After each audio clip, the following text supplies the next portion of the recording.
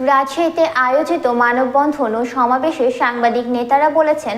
Cyber security act সহ গণমাধ্যমের স্বাধীনতা বিরোধী সব কলাকানুন বাতিল করতে হবে।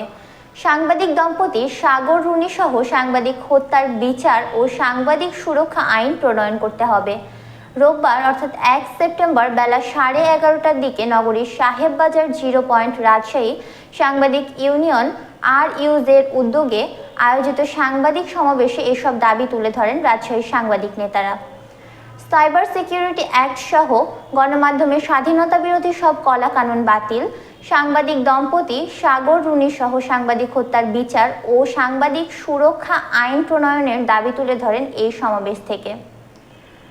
রাজশাহী সাংবাদিক ইউনিয়নের সভাপতি মোহাম্মদ আব্দুল আওয়ালের সভাপতিত্বে অনুষ্ঠিত সমাবেশে বক্তব্য রাখেন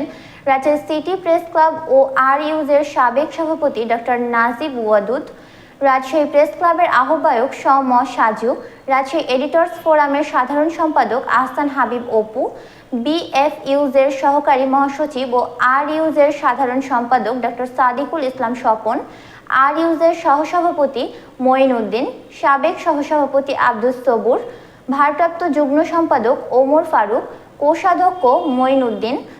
দৈনিক Ittefaq staff reporter Anisuzzaman, CNN বাংলার স্টাফ রিপোর্টার সজল মাহমুদ সহ বিভিন্ন গণমাধ্যম সাংবাদিকরা উপস্থিত ছিলেন।